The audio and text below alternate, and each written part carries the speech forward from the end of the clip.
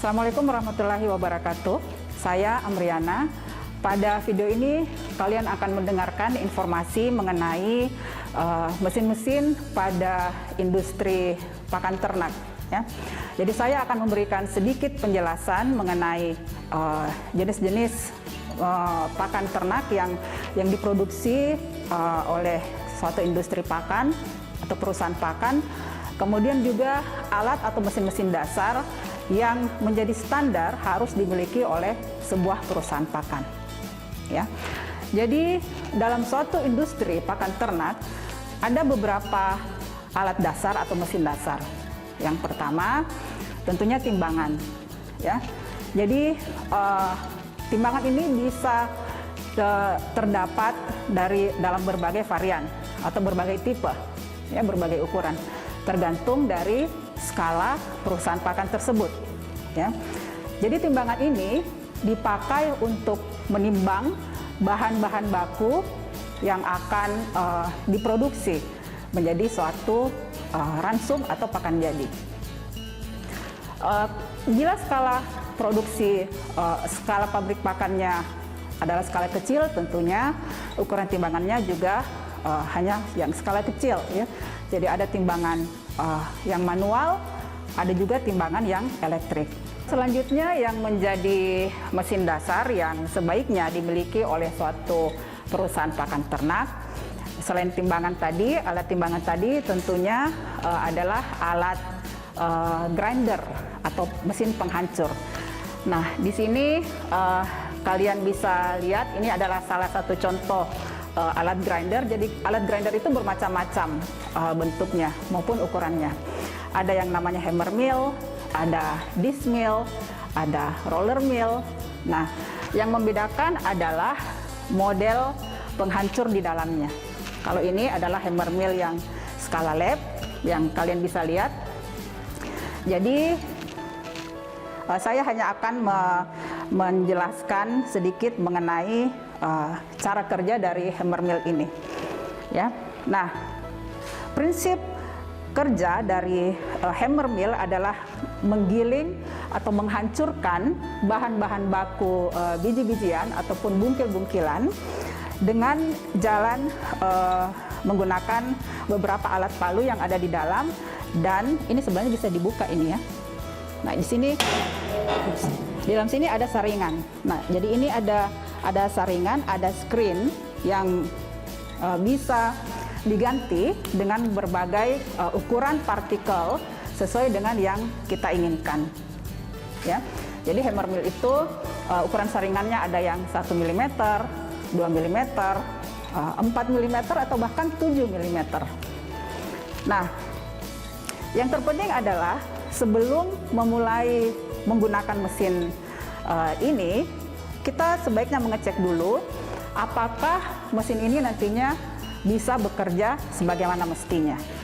Nah, kemudian kebersihan mesin, ya, terutama saringannya tadi yang saya sebutkan di dalam. Jadi kita keluarkan dulu, lalu kita melihat jangan sampai ada partikel-partikel bahan baku yang masih mengganjal di lubang-lubang saringan tersebut.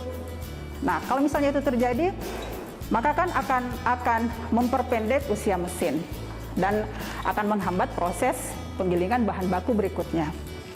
Nah, itu. Kemudian jadi setelah misalnya screen-nya sudah bersih, ya, saringannya sudah bersih, lalu kita mengecek apakah alat ini berfungsi normal. Ya, jadi alatnya dinyalakan. Kemudian kita mengecek ini di sini kita mengecek bahan bakar yang akan dipakai, ya, apakah solar misalnya. Kemudian kalau memang persediaannya cukup, nah dicek lagi apakah ketersediaan airnya di bagian sini cukup atau tidak, ya. Nah, kemudian alat ini akan dinyalakan dengan menggunakan tuas, ya. Jadi tuasnya itu akan dilekatkan di sini dan diputar secara manual sampai alat ini berbunyi dan mulai bekerja, ya. Jadi seperti itu. Nah, semua mesin penggiling ataukah pembuat pelet itu prinsip kerjanya sama, jadi memasukkan bahan baku yang akan kita hancurkan, yang akan kita giling di bagian atas.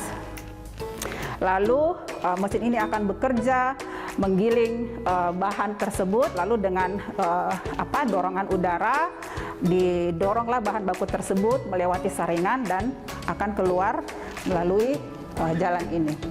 Ya, jadi bahan-bahan yang sudah digiling, apakah dengan ukuran partikel-partikel yang berbeda tadi sesuai dengan yang kita inginkan, tergantung screen-nya, dan kita akan menadahnya di sini. Ya. Nah, itu untuk hammer mill ini. Ya. Nah, alat berikutnya yang menjadi standar, ya, sebaiknya harus dimiliki oleh suatu perusahaan pakan adalah mixer, ya. Nah, kalau misalnya perusahaan pakannya itu skala kecil, untuk mencampur ya, beberapa bahan baku ini menjadi satu adonan yang homogen, ya, bisa menggunakan cara yang manual, ya. Tetapi yang perlu diingat bahwa akan lebih efisien dan efektif dari segi waktu, biaya, dan tenaga apabila menggunakan mesin mixer, dan akan lebih homogen hasilnya. Ya. Nah, prinsipnya sama. Jadi semua bahan baku yang akan kita campurkan tentunya langsung saja dimasukkan di bagian atas ini, dan di mesin mixernya dinyalakan, ya. Tapi lebih dulu dicek kembali. Jadi sama prinsipnya dengan hammer mill yang tadi, dicek kembali, apakah dicek dulu, ya, apakah solarnya ada, kemudian airnya ada, lalu dinyalakan dengan menggunakan tuas ini. Cepat lambatnya mixer ini bekerja itu bisa dikontrol, ya, sama dengan hammer mill yang tadi. Jadi bisa dikontrol dengan menggunakan tuas yang di sebelah sana. Kalau kita mau prosesnya lebih cepat, ya, jadi awalnya kan biasa agak lambat, lalu kita pada saat dia sudah mulai termix, ya, dan jadi kalau kita mau memix secara sempurna, maka kita bisa mempercepat. Jadi bisa diatur cepat lambatnya. Ya itu. Nah, skala pabrik pakan yang besar tentu saja memiliki mixer dengan ukuran yang lebih besar. Ada mixer yang vertikal, ada juga mixer yang horizontal. Jadi seperti itu. Nah, jadi ada hammer mill, penggiling atau penepung, ada mixer, kemudian yang sebelah sana yang kalian lihat itu adalah mesin pembuat pelet. Nah, mesin pembuat pelet ini menjadi alternatif, ya, pada suatu perusahaan pakan, tergantung tujuan pabrik pakannya apa, ya. Nah, yang terpenting tadi adalah timbangan, kemudian mesin penggiling atau penepung, ya, kemudian mixer, ya, lalu pelet kalau misalnya tujuan dari pabrik pakannya adalah pembuatan pakan peletan, ya. Nah, di sini kalian bisa melihat, ya, prinsip kerja dari mesin peletan ini sama dengan beberapa mesin yang tadi. Jadi seperti biasa, sebelum kita memulai menggiling, memasukkan bahan-bahan, maksud saya, ke dalam mesin pelet ini, maka dicek dulu seperti yang tadi, apakah semua bahan untuk supaya mesin ini bekerja tersedia dengan cukup, ya, lalu mesinnya dinyalakan, lalu dicek apakah mesin pelet ini bisa berfungsi sebagaimana mestinya. Nah, terkait dengan pembuatan beberapa bentuk pakan jadi, ya, jadi kalau kalian masih ingat materi mata kuliah industri pakan, yaitu ada beberapa bentuk pakan jadi. Ya, ada yang bentuk mash atau tepungan, ada yang berbentuk pelet, ya, ada yang berbentuk crumble, ya, ada juga yang berbentuk wafer atau biskuit, ada juga bentuk blok. Jadi tergantung jenis-jenis jenis ternak yang akan diberikan. Biasanya pakan bentuk peletan ataupun mash atau crumble itu terutama diberikan pada ternak unggas. Ada juga pelet pelet hijauan yang diberikan untuk ternak ruminansia. Nah, kalau bentuk wafer, biskuit ataupun blok, ya itu kumpulan dari bahan-bahan pakan alternatif yang diberikan untuk ternak ruminansia. Nah, jadi seperti itu. Nah, jadi tadi sudah ada beberapa alat atau mesin yang sudah kalian lihat, yang sudah saya perkenalkan.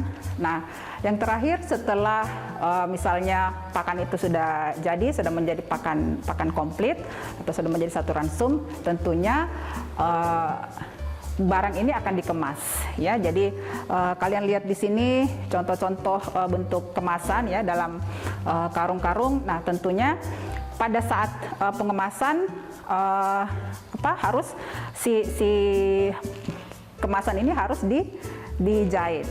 Nah, untuk pabrik pakan, ya, tentunya yang diperlukan adalah mesin jahit, ya. Ada mesin jahit yang manual, yang ada yang portable, ya. Ada juga yang mesin jahit elektrik portable, maksud saya. Ada juga yang mesin jahit elektrik yang skala besar, ya.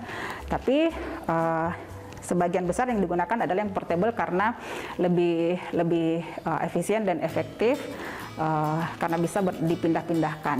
Nah, jadi ada timbangan, saya ulang kembali, ada timbangan, kemudian mesin penggiling atau penghancur, yang tadi kalian lihat adalah hammer mill, kemudian mesin mixer, ya, untuk mencampur adonan-adonan atau segala bentuk bahan baku tadi yang akan digabung menjadi satu ransum. Kemudian tadi juga ada contoh mesin pelet, dan terakhir adalah alat penjahit, ya, atau mesin jahit portable yang elektrik. Nah, jadi itu. Kemudian saya akan memberikan informasi mengenai satu contoh, ya, pembuatan pakan jadi bentuk mesh, ya, bentuk tepung. Nah, jadi kita misalnya sudah punya list bahan-bahan baku apa yang akan kita pakai. Bisa misalnya bahan baku untuk dibikin mesh itu adalah bahan baku tunggal, atau bisa juga bahan baku campuran, ya, dari beberapa bahan baku. Nah, bahan baku yang dibuat dalam bentuk mesh ini adalah tentu saja misalnya bahan-bahan baku yang terbuat dari biji-bijian, ya, ataupun misalnya bungkil-bungkilan, ya, ataupun bisa juga bahan-bahan yang berasal dari limbah-limbah agroindustri ataupun limbah tanaman pangan juga bisa dibuat menjadi bentuk mesh. Nah, langkah pertama setelah kita membuat list bahan baku yang akan dipakai, tentu saja kita menimbang berdasarkan formulasi ransum yang sudah ada.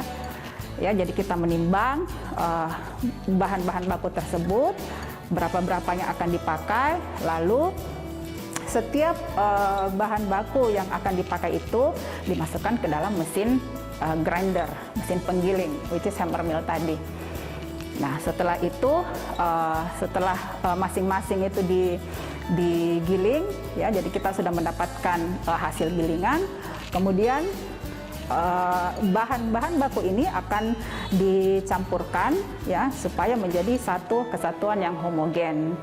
Nah, kalau misalnya hanya bahan baku tunggal, ya, setelah digiling tadi, bisa langsung dikemas, ya. Tapi kalau misalnya bahan bakunya adalah bentuk mesh dari campuran beberapa bahan, ya, tentu saja harus dimasukkan di mixer, ya. Atau misalnya kalau skala kecil yang mau dibuat, ya, bisa dilakukan pencampuran secara manual.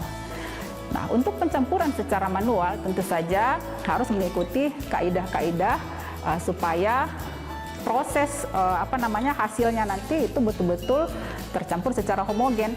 Jadi misalnya bahan baku ini dibagi menjadi 4 bagian, Lalu dicampurkan sedikit-sedikit mulai dari bahan-bahan baku yang persentasenya kecil di dalam satu ransum. Ya, dicampurlah itu, kemudian diambil sedikit-sedikit dari 4 bagian tadi, satu-satu bagian, lalu dicampur kembali secara manual. Nah, setelah yakin percampuran ini sudah homogen, baru ditambah lagi dari bagian yang lain. Nah, begitu seterusnya sampai semua bagian ini habis dan tercampur secara merata, secara betul-betul homogen. Nah, itu kalau pencampuran secara manual. Nah, akan lebih simpel bukan kalau kita menggunakan mesin mixer. Nah, seperti itu. Jadi kalau yang bahan baku yang tunggal tadi, yang individu, setelah menjadi mesh bisa langsung dijahit kalau misalnya sudah masuk dalam satu kemasan dan sudah full ya, sudah memenuhi standar ini baru dijahit.